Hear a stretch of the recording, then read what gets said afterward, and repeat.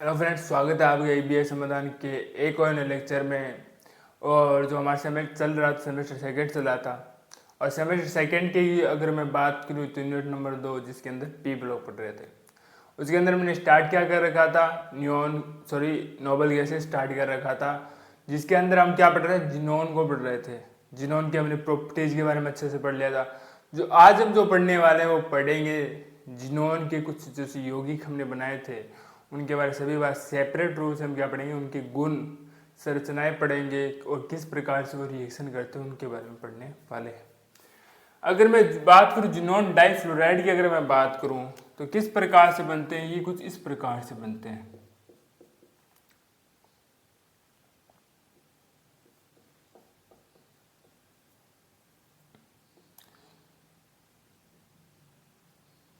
ये कुछ इस प्रकार से बनते हैं। तो एक देखिए जिनोन कितना लिया गया है, इसको एक और ये दो। अब अगर मैं इसकी बात करूं, पुनः नहीं बताऊंगा, इसको आप सिमिलर ले लीजिए। अगर मैं यहाँ पर ट्राइफ्लोराइड की बात करूं तो एक अनुपात कितना हो जाएगा, वहां पर इतने कितने फ्लोराइड होंगे, 4 हो जाएंगे, n/4 में। अगर मैं बात करूं यहाँ पर टेट्रा हो जाएगा।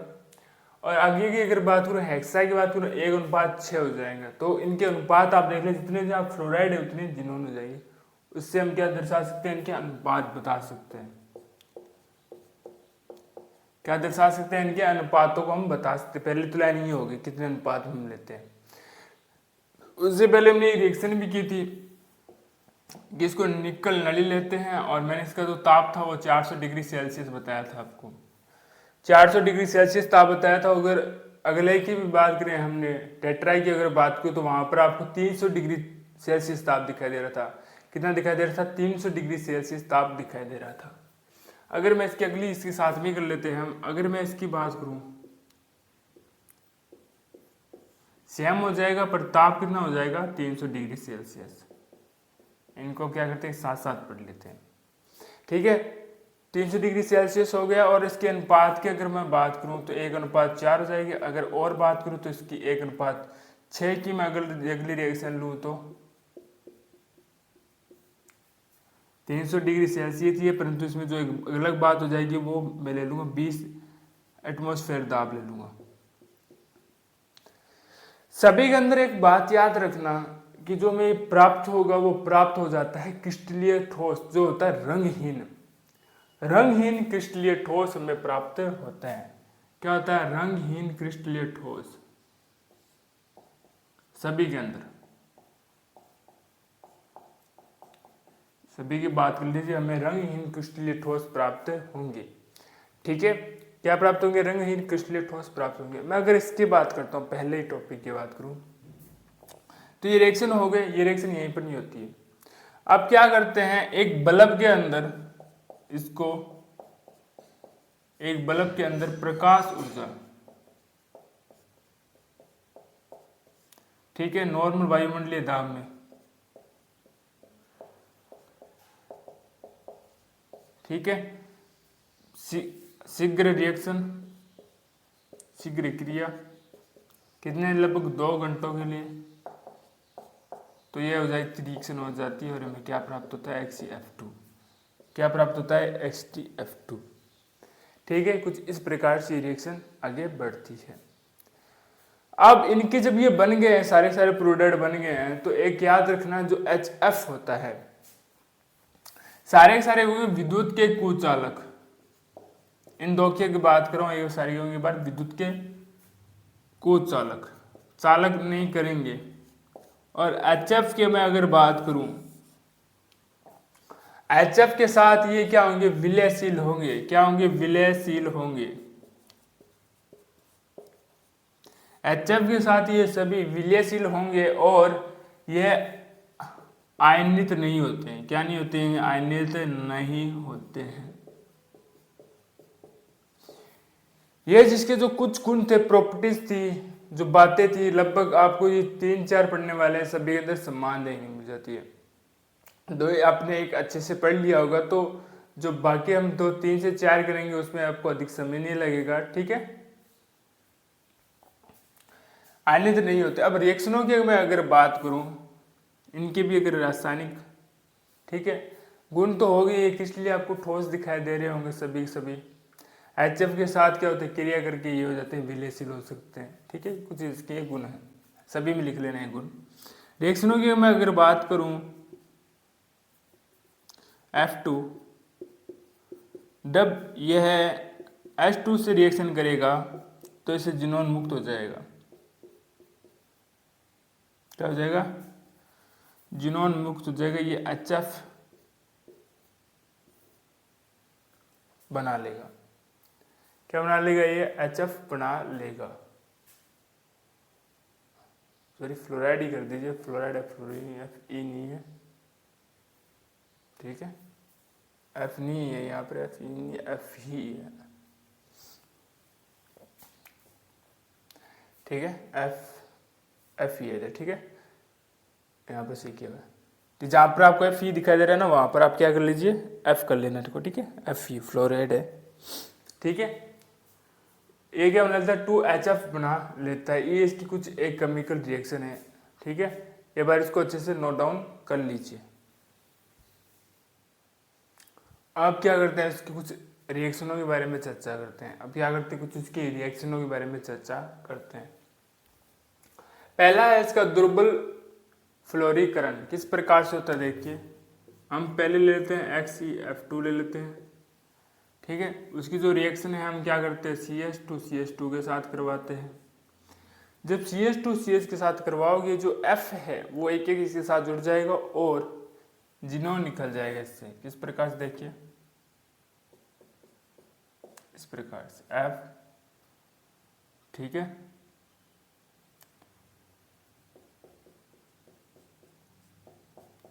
जिनोन निकल चुका है। फिर अगर बात वापस पुनः बात करूं तो बेंजीन के साथ रिएक्शन करवाते हैं तो ये क्या निकल जाते हैं इसके। ठीक है, बना लेता है और यहाँ से क्या निकल जाता है पुनः Xe। प्रबल ऑक्सीकरण के तहत हम 3 रिएक्शनों के बारे में बात करेंगे। एक तो पोटेशियम आयोडाइड के साथ बात करेंगे। पोटेशियम के, ठीक है, ये पहले तो निकाल लेता है। क्या निकल जाता है इससे, KF निकल जाता है। 2 KF निकाल लीजिए, आयोडीन अलग हो जाएगा I2 और जिनोन अलग हो जाएगा। अमोनिया की बात कर लीजिए, हम इसमें लेते हैं 38, अर्थात 3 अणु तो लेंगे इसके जिनोन डाइफ्लोराइड के, 8 अणु लेंगे अमोनिया के।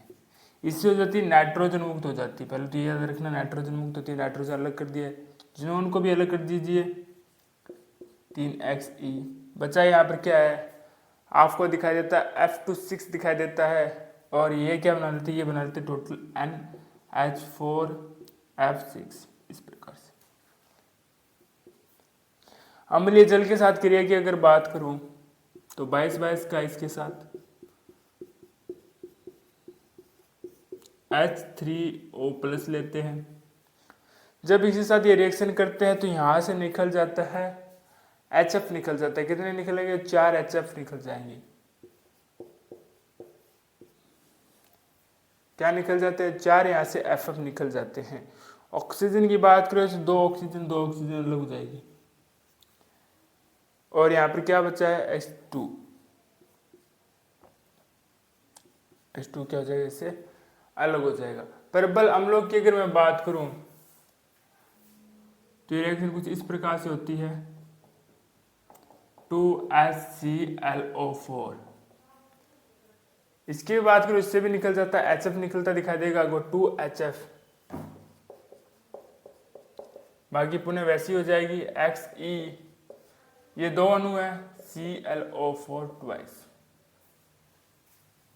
ठीक है, ये क्या बनाते हैं, धात्विक या हम बात करते हैं या अधात्विक से रिएक्शन करके हम संकुल बनाते हैं। M5 की बात कर लेता हूं मैं, और XeF2।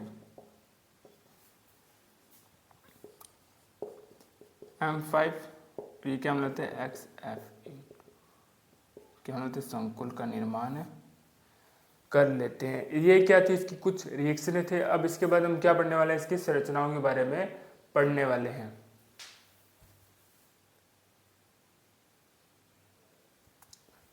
अब हम बात क्या करने वाले हैं, इनके हम संकरण के बारे में बात करेंगे, संरचनाओं के बारे में बात करेंगे। अब देखिए जो संकरण निकालने वाला हूँ वो चारों के लिए लगभग समान है, तरीका एक ही रहेगा, तरीका कुछ बदलने वाला नहीं है। सिर्फ इसमें ही हम क्या बात करेंगे, विस्तृत रूप से बात करेंगे, बाकी आप 3 अपने आप से स्वयं भी कर सकते हैं। ठीक है, अब देखिए बात करते हैं इनकी संकरण की। इलेक्ट्रॉन 54 नंबर पर आता है इनका परमाणु क्रमांक। परमाणु क्रमांक कितने नंबर पर आता है, 54 नंबर पर आता है। ठीक, अब इसमें क्या बनना है, हमें इलेक्ट्रॉनिक विन्यास बनना है। किस प्रकार से, सिंपल ट्रिक मैंने आपको बताई थी।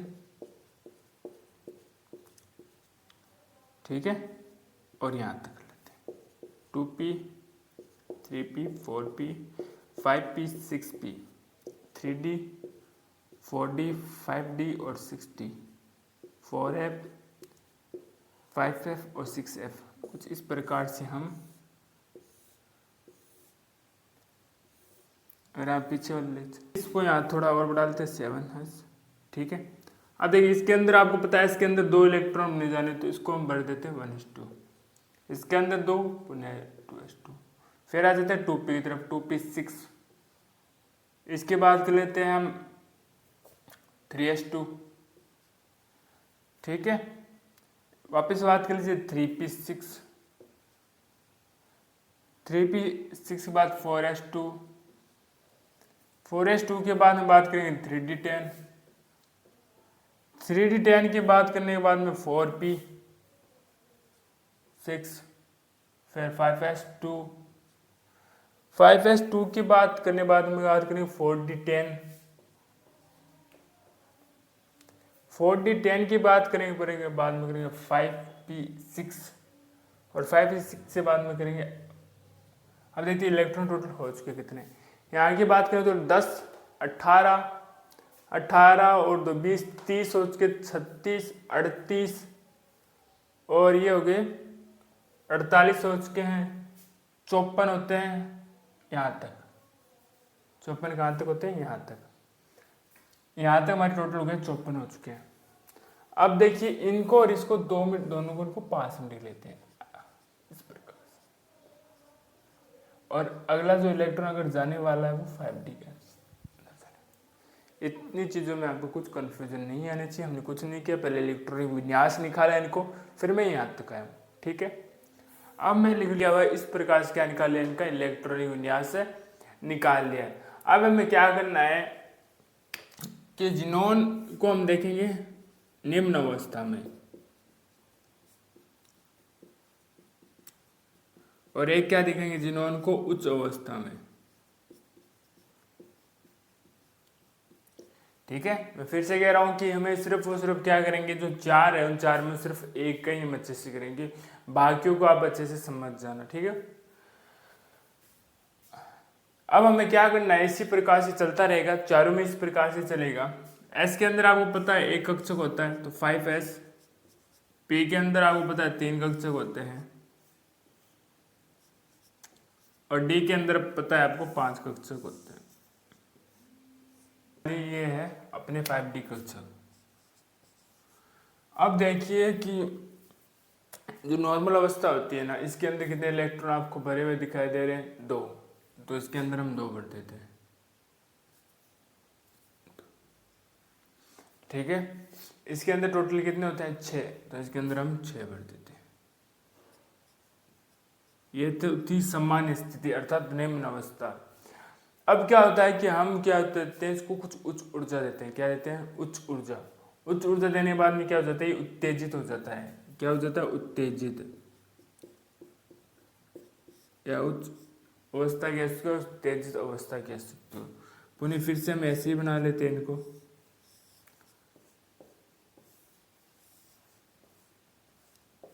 इस प्रकार से बना देते हैं। ठीक है, ये जो 5 कक्षक है, जो पहला हम बात करते हैं एस वाले कक्षक, उसमें कोई फर्क नहीं पड़ता है जब उत्तेजित अवस्था आती है। बात करते हैं इसमें जब उत्तेजित अवस्थाओं की आप बात करते हो तो इसमें क्या होता है, जो एक इलेक्ट्रॉन है वो कहाँ चला जाता है, 5d के अंदर चला जाता है। एक इलेक्ट्रॉन किसके अंदर चला जाता है 5d के अंदर, इस प्रकार से क्या चला गया 5d के अंदर। ये हमने किसकी, अगर आप संकरण किस में बात करोगे तो संकरण हो जाता है sp3 और d, इसका संकरण ये हो जाता है। अगर मैं बात करूं, ये मैंने सिर्फ और सिर्फ किसके लिए बात की थी, ये मैंने बात की थी XeF2 की बात की थी। अगर मैं बात करने वाला हूं किसकी, XeF4 की, उत्तेजित इलेक्ट्रॉनों की संख्या कितनी हो जाती है, यहाँ से पुनः एक और यहाँ से चला जाएगा, यहाँ पर क्या आ जाएगा, वो D2 आ जाएगा, क्या आ जाएगा, D2 आ जाएगा। ठीक है, अब हमने बात की संकरण, इसका क्या होता है sp3d है, क्या है इसका संकरण sp3d है, और ये होता है पिरामिडीय, पिरामिडीय अवस्था में ये sp3d होता है।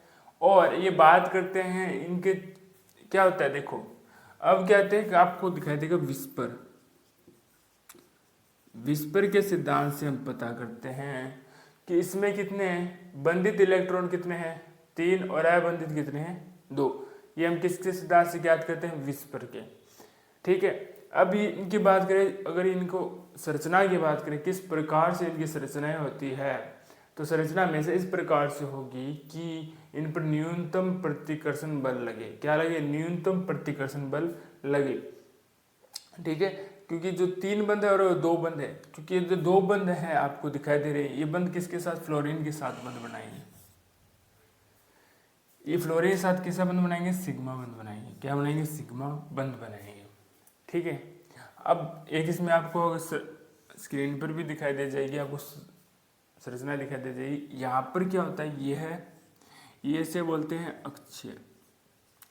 ठीक है, और इसके जो आसपास आपको दिखाई दे रहे हैं भूमध्य, जो एकाकी इलेक्ट्रॉन जो एक युग्म है, अयुग्मित इलेक्ट्रॉन है, वो तो आपको अक्षीय में दिखाई देंगे, और जो डबल बॉन्ड है मतलब बंधित इलेक्ट्रॉन है, वो आपको क्या कहाँ दिखाई देंगे, आपको दिखाई देते हैं वो कहाँ पर, अपने भूमध्य के अंदर आपको दिखाई देते हैं। ये थी हमारे पास इसकी कुछ संरचना, जो जिसको हमने देख लिया है। इसकी जो संरचना है वो आपको स्क्रीन पर भी दिखाई देगी। अब इसके जो बाद हम पढ़ेंगे वो अगला यौगिक पढ़ने वाले हैं। ठीक है, अब हम किसकी बात करेंगे, जिनोन टेट्राफ्लोराइड की बात करेंगे।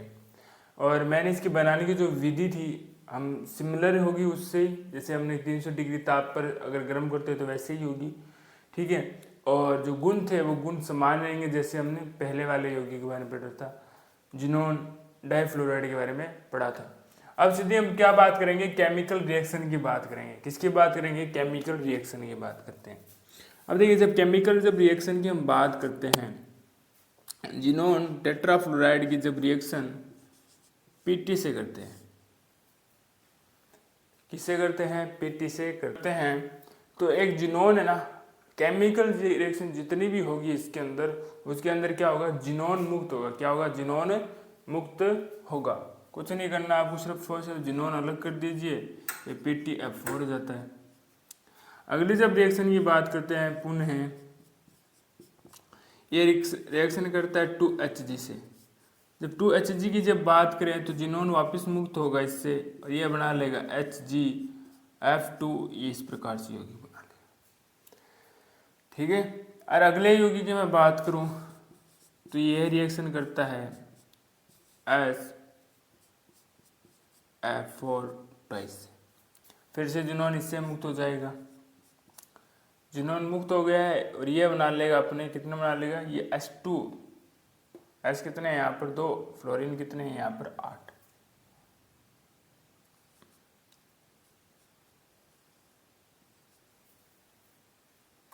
ठीक है, और इसी प्रकार से ये बना लेगा 2SeF।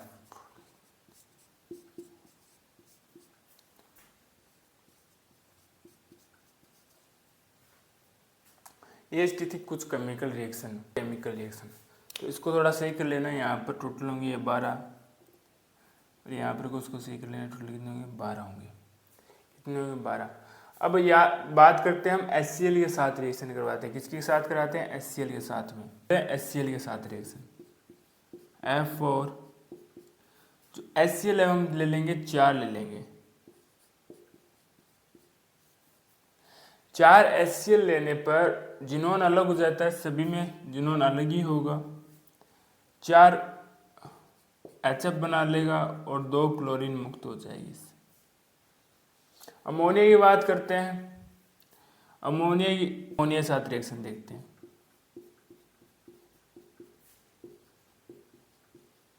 ये ले लेते हैं 3, ये ले लेते हैं अपन 16। इसकी जब रिएक्शन करोगे तो जिनोन अलग हो जाएगा, जिसके 3 अणु होते हैं, और एक अलग हो जाएगा इससे N2। कितने? 4। बचते कितने? इधर बचेंगे 12। ये कुछ बनाने 12 NH4 और ये F इस प्रकार से होगी, बना लेंगे। अगले बात करते हैं हम ऑक्सीजन डाइफ्लोराइड की। इसकी भी रिएक्शन करवा लेते हैं हम।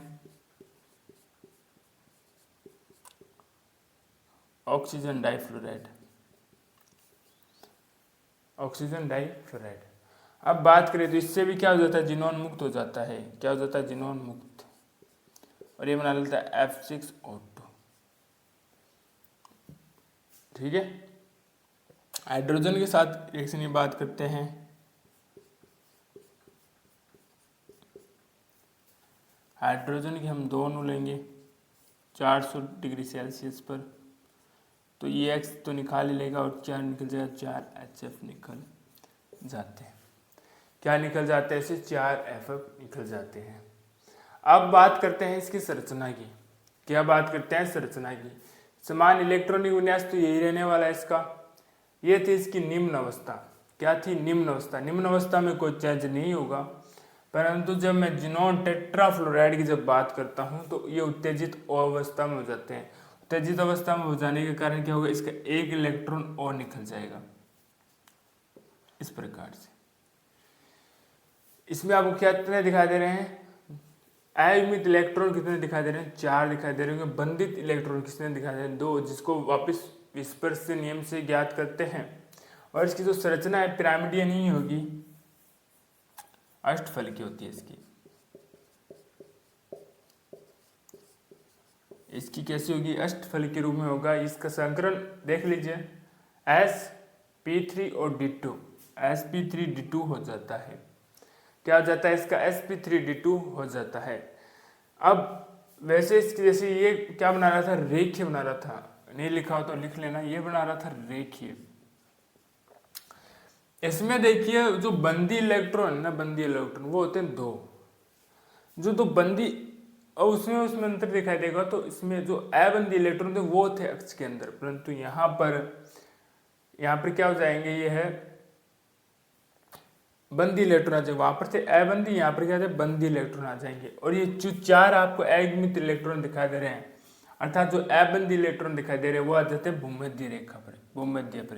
कुछ इस प्रकार से आपको आते हुए दिखाई देंगे, वो अलग अलग से। और जो बंदी इलेक्ट्रॉन है वो आपको यहाँ पर आते हुए दिखाई देंगे। तो कह सकते हो 4 तो यहाँ पर भूमध्य रेखा पर होंगे, और 2 जो अबंदी इलेक्ट्रॉन वो क्या होंगे? अक्षीय पर होंगे। जिसकी जो संरचना है वो आपको क्या दिखाई दे रही होगी? स्क्रीन पर दिखाई दे रही होगी। इसके बाद पढ़ने वाले हैं हम अपना तीसरा टॉपिक करेंगे, वो पढ़ेंगे अपने जिनोन हेक्साफ्लोराइड के बारे में पढ़ेंगे। देखिए जो पहले हमने 2 फ्लोराइड पढ़े थे, एक जिनोन डाइफ्लोराइड और जिनोन टेट्राफ्लोराइड, बनाने की विधियां लगभग आपको सिमिलर थोड़ी दिखाई दे रही होगी। 400 और वहाँ पर 300 डिग्री सेल्सियस ताप ले रहे थे। अनुपात की बात करें 1:2 और 1:4 की बात कर रहे थे। गुणों में कोई अंतर नहीं होगा, गुण लगभग समान ही होंगे, तो सभी में आप एक ही गुण लिख सकते हैं। अब इसकी थोड़ी बात करें, अनुपात में थोड़ा फर्क आ जाता है इसका, क्योंकि और इसके अंदर थोड़ा और अंतर आपको क्या दिखाया जाता है? मैंने कहा था इसमें एटमोसफेयर 60 एटमोसफेयर दाब भी लेना पड़ता है। जब आप जिनोन की रिएक्शन 2, 3 कितने 7 3 ताप वही रहेगा 300 डिग्री सेल्सियस, पर को 60 एटमोसफेयर दाब आ जाता है। और अनुपात की बात करें तो 1:20 लेते हैं। यहाँ पर 1:20 याद रखनी होगी, यह बात है। अगर कंपटीशन एग्जाम में भी है तो याद रखनी होगी, सिर्फ यही बात है। और ये क्या बना लेता है, F6 जिनोन हेक्साफ्लोराइड बना लेता है। अब केमिकल जब रिएक्शनों की इसकी बात करते हैं तो केमिकल रिएक्शन इसकी श्रृंखला के रूप में होती है। अब श्रृंखला की बात करें तो ये SiO2 के साथ श्रृंखला के अंदर रिएक्शन करता है, विस्फोटक पदार्थ बनाता है। वो अंत में बात करेंगे किस प्रकार विस्फोटक पदार्थ बनाता है। और ये जल के साथ भी क्रियाएं करता है, फिर क्या बनाता है, विस्फोटक पदार्थ बनाता है। ठीक है।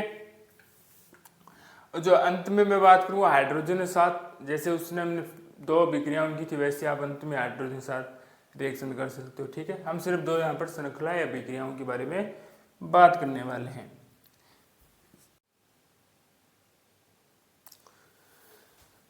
अब देते हैं जिनोन हेक्साफ्लोराइड के अंदर श्रृंखला अभिक्रिया। जब श्रृंखला अभिक्रिया की मैं बात करता हूँ, हम क्या लेते हैं, जिनोन हेक्साक्लोराइड।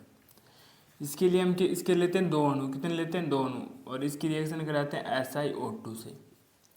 जब SiO2 के साथ इसकी रिएक्शन आप करवाएंगे तो इससे क्या निकल जाएगा, पहले निकलेगा SiF4 निकल जाएगा। इससे क्या निकल जाएगा, SiF4 निकल जाएगा। इधर क्या बचेगा, इधर बचेगा XeOF4 और इसके बच जाते हैं 2 ये। ठीक है। मैंने क्या कहा, विस्फोटक पदार्थ बनाते हैं। क्या बनाते हैं, विस्फोटक पदार्थ। इसकी मैं पुनः अभिक्रिया करवाता हूँ, OF4 और SiO2। जब आप इसकी पुनः रिएक्शन करवाओगे, इसे क्या निकल जाएगा, पुनः SiF4 निकल जाएगा।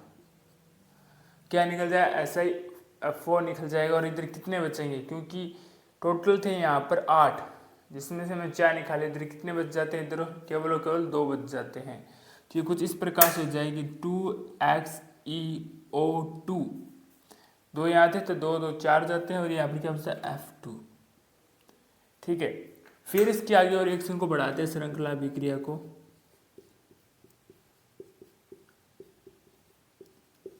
इसको थोड़ा और आगे बढ़ाते हैं तो ये बना लेता है Xe। इस बार देखिए, सॉरी यहाँ पर 2 बचेगा। इस बार देखिए यहाँ से पूरे का पूरा क्या निकल जाता है, SiF4 निकल जाता है। इधर क्या बचता है, इधर बचने की जो बात करें वो बच जाता है केवल केवल O3। यही है वो विस्फोटक पदार्थ। यही क्या है, विस्फोटक पदार्थ, जिनोन टेट्रा ऑक्साइड, जो क्या बनाता है, विस्फोटक पदार्थ बनाता है। एक और रिएक्शन देख लेते हैं हम जल के साथ में। किसके साथ में, जल के अणु के साथ में, XeF6H2O। यहां से क्या निकल जाता है, 2 HCF निकल जाते हैं। क्या निकल जाते हैं, 2 HCF।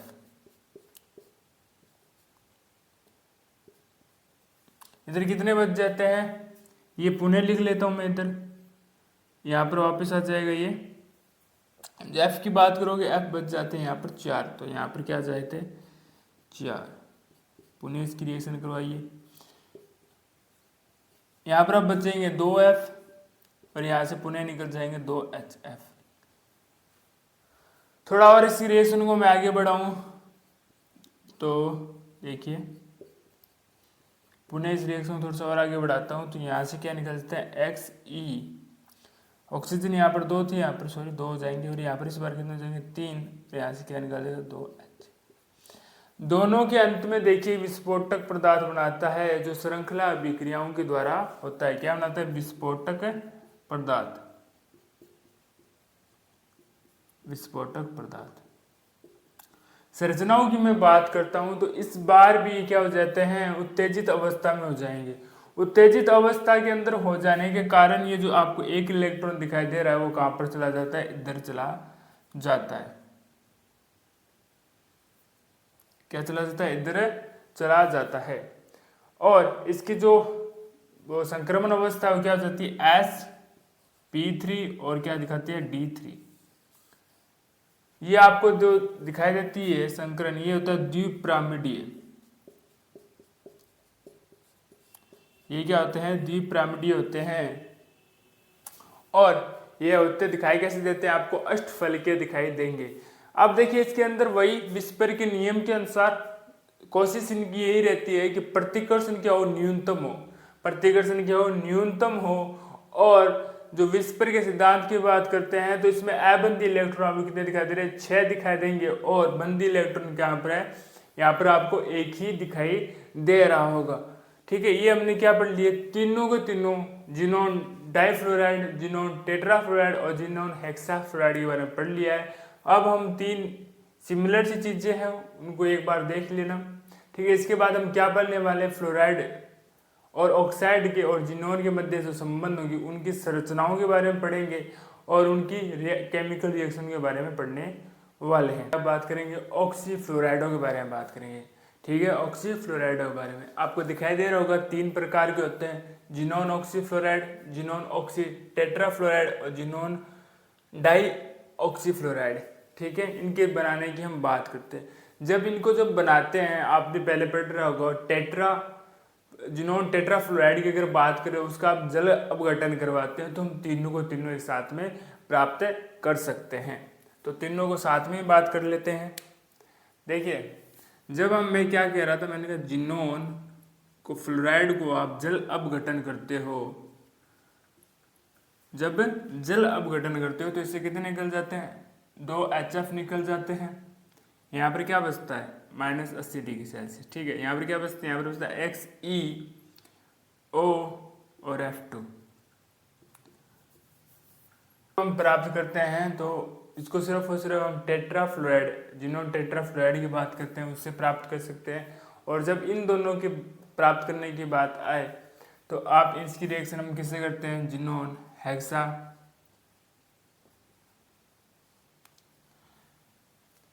हेक्साफ्लोराइड के साथ इसकी रिएक्शन करते हैं तो हमें क्या प्राप्त होता है, इससे 2 HF निकल जाते हैं तो ये प्राप्त है XeOF4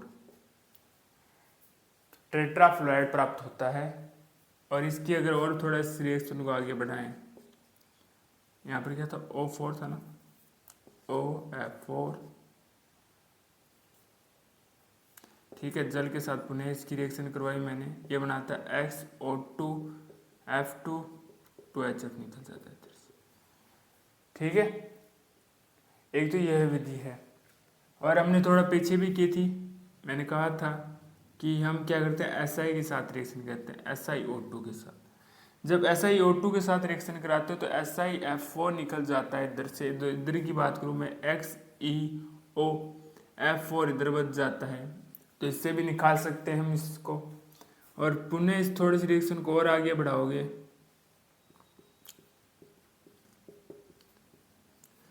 तो ये निकल जाता है XeO2F2। हमें विस्फोटक पदार्थ नहीं बनाना, बस यहाँ तक जो हमें चाहिए वो बन जाते हैं।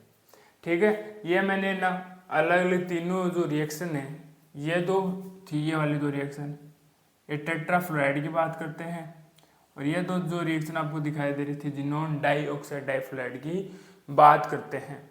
अब इनकी क्या बात करते हैं, हम संरचनाओं की बात करते हैं, इलेक्ट्रॉनिक विन्यास की बात करते हैं, आकार किस प्रकार से इनका होता है और संकरण किस प्रकार से, संकरण कौन सा होता है।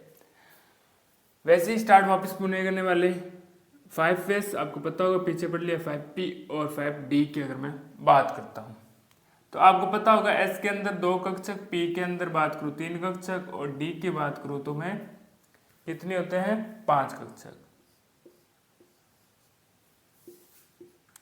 ये था स्थायी वाला, निम्न ऊर्जा वाला, निम्न अवस्था वाला। ठीक है, अब बात करेंगे उत्तेजित अवस्था की। अब इसकी बात करेंगे हम, उत्तेजित अवस्थाओं की बात करने वाले हैं। देखिए इसके अंदर तो पता है आपको 2 कुछ इस प्रकार से भरे हुए होते हैं। अगर जो उत्तेजित अवस्था की बात करूँ इसके लिए केवल और केवल, तो यहाँ पर आपको 2 इलेक्ट्रॉन दिखाई दे रहे होंगे।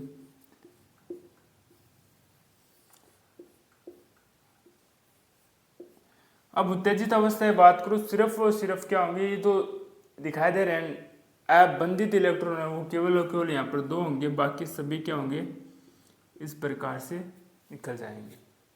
और मैं अगर इसकी भी बात करूं तो इसमें भी जो आपको एक जो बंदी इलेक्ट्रॉन दिखाई दे रहा है वो पुनः यहाँ पर क्या आ जाएगा, यहाँ पर आपको दिखाई देगा। ठीक है, क्या दिखाई देगा, यहाँ पर आपको आता हुआ दिखाई देगा। और एक और बंदी इलेक्ट्रॉन की बात करें तो वो क्या आ जाएगा, इधर आ जाएगा। क्या आ जाएगा, इधर आ जाएगा। देखते हैं इसकी संकरण की बात करता हूँ। संकरण क्या हो जाएगा, sp3 और d2, ये हो जाता है इसका संकरण की बात करते हैं तो। और इसके अगर आकार की आप बात करोगे, ये संकरण किस प्रकार से होता है, ये होता है द्विपिरामिडीय। द्विपिरामिडीय,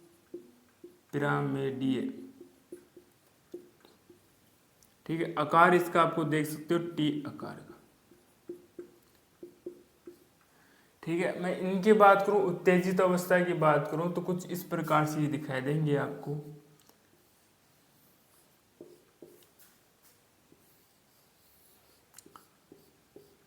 इस प्रकार से ये है हमारे पास 5s, 5p और 5d। 5s की बात करूं तो इसमें जो बंधित इलेक्ट्रॉन है वो पुनः अयुग्मित अवस्था में जो सिर्फ s में भरा रहेगा। ठीक है, और कुछ इस प्रकार से आपको दिखाई देंगे। ठीक है, इसमें ये क्या संकरण हो जाता है, sp3 और d3, sp3 और d3 दिखाई देंगे आपको। और इनके मैं अगर बात करूं, ये कैसे हो जाते हैं, ये हो जाते हैं अष्टफलकीय।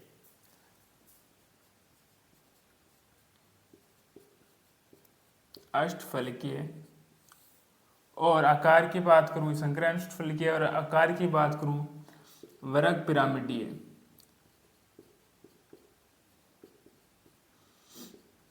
ये क्या हो जाता है, वर्ग पिरामिडीय। आखिरी और अंतिम इसकी बात करूं तो किस प्रकार संकरण आपको दिखाई देगा, देखिए।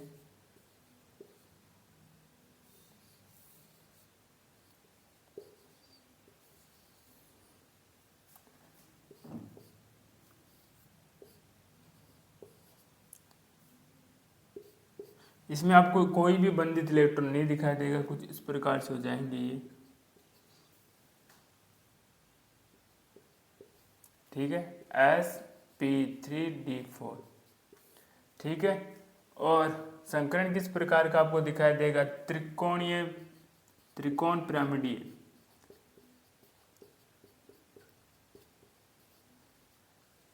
कौन सा संकरण दिखाई देगा, और ये होते किस प्रकार से हैं, ये होते हैं चतुष्फलकीय। ठीक है, ठीक है, ये आपको मैंने ऑक्सीफ्लोराइडों के बारे में पढ़ा दिया। तीनों को हमने अलग अलग पढ़ा है, जिनोन ऑक्सीफ्लोराइड, जिनोन ऑक्सी टेट्राफ्लोराइड की बात की है, और जिनोन डाइफ्लोराइड डाई ऑक्साइड की बात की है। ठीक है, तीनों की हमने रिएक्शनों अच्छे समझ लिया है, तीनों को हमने संकरण को देख लिया है।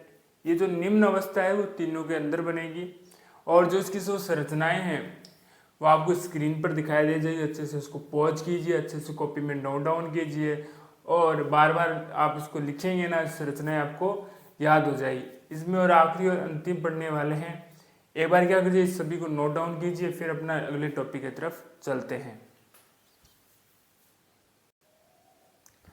अब हम बात करने वाले हैं अपने जो अंतिम यौगिकों के बारे में बात करने वाले हैं। जिनोन ट्राईऑक्साइड के बारे में बात करेंगे, जिनोन टेट्राऑक्साइड और परजिनेट आयन की बात करने वाले हैं।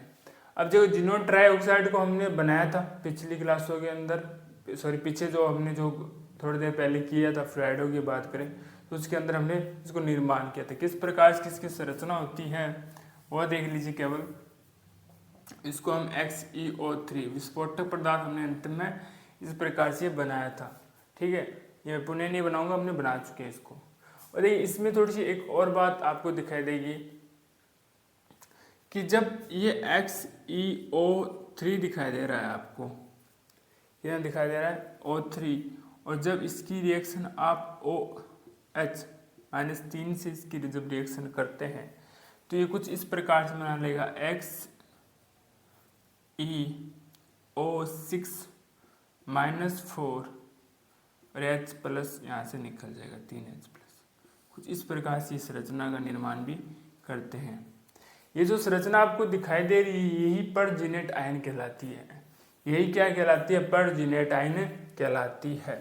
परजीनेट आयन को अगर मैं बात करूं तो कुछ इस प्रकार से बनते हैं। H+ के साथ इसकी रिएक्शन करवाइए तो इधर देखेंगे आप Xe, तो यहाँ पर क्या आ जाता है? केवल एक आपको H आता हुआ दिखाई देगा और यहाँ पर O6, यहाँ पर क्या जाता है? -3। इसको पुनः इस रिएक्शन को करते हैं हम H2 आ जाएगा इधर,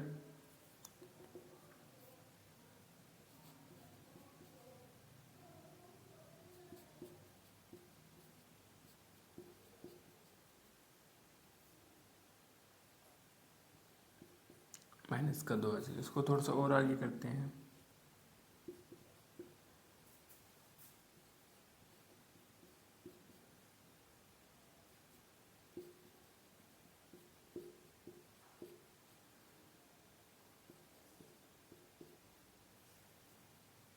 ठीक है, इस -1 करने से कुछ इस प्रकार से क्या बनाता है? ये आपको संरचना बनाते हुए दिखाता है, जिसको हम परजीनेट आयन कहते हैं। इसकी जब बात करें ये कैसे बनाया जाता है? ये बनाया जाता है हमारे पास B22X6 की बात करते हैं। इसकी रिएक्शन हम क्या कराते हैं? 2H2SO4 के साथ। जब 2SO4 के साथ जब मैं इसकी रिएक्शन करवाता हूँ तो यहाँ से क्या बन जाता है? यहाँ से बन जाता है मेरे पास जिनोन टेट्रा ऑक्साइड बन जाता है।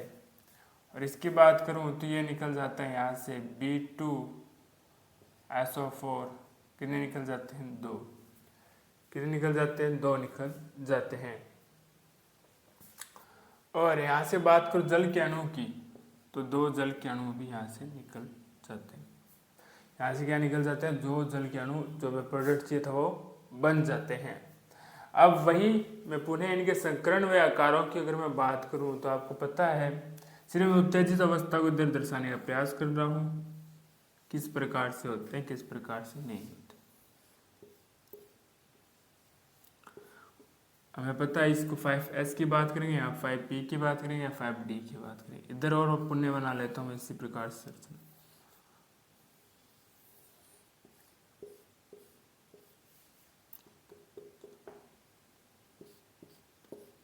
ठीक है, सिर्फ मैं उत्तेजित अवस्था की बात करने वाला हूँ। तो पता है इधर 2 होंगे, यहाँ पर पूरा भरा ये पूर्णतः खाली होगा। परंतु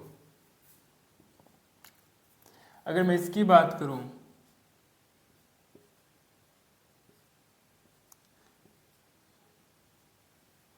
ठीक है, अब देखिए जो इसकी जब बात करता हूँ मैं, इसकी पुनः इसकी बात करूँ तो देखिए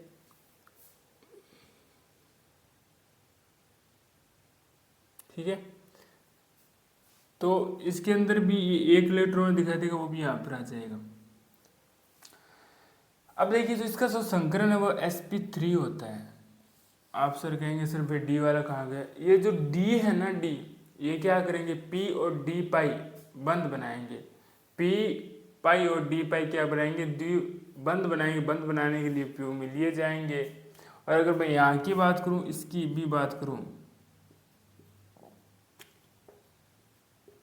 तो ये जो 4 आपको दिखाई दे रही है, ये भी पी पाई डी पाई बंद बनाने के लिए प्रयोग में करेंगे। अर्थात इसका भी संकरण क्या है? sp3 है।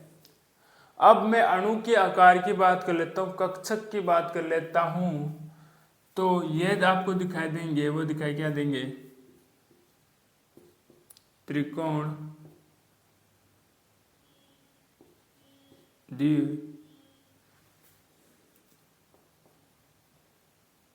तो त्रिकोण पिरामिडीय, ये इसके आकार का, कक्षक का आकार है, ये इसके अणु का आकार है। इसकी अगर मैं बात करूंगा तो ये हो जाएगा चतुष्फलकीय,